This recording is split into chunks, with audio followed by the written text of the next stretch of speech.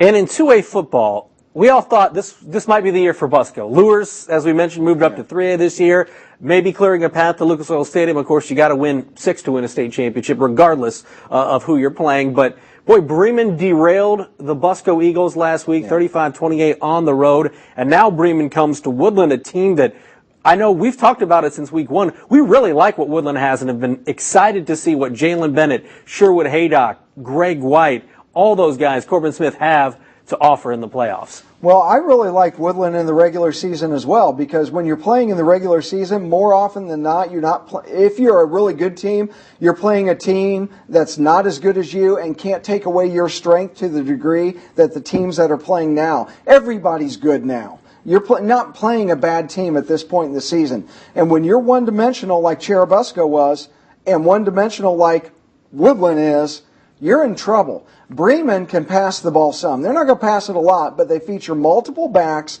carrying the ball, and they can pass the ball some. Woodlan can pass it a little bit, but not. I mean, they had 318 yards rushing from Jalen Bennett last week against Prairie Heights. And if they're able to run the ball, great. Keep doing it, run the clock down, ground and pound. I get that. But once you're in this level of the playoffs, teams are going to take your strength away, and you're not going to be able to run the ball as effectively. I think Woodlan could be in trouble against Bremen. Bremen's won 2 of the last 3 sectionals. They're an experienced program. They're multidimensional. And Woodlan's going to have to get some things done on special teams and passing-wise and defense-wise in order to stay in this game. See, I think Greg White, he's a speedster. He shows up on the highlights.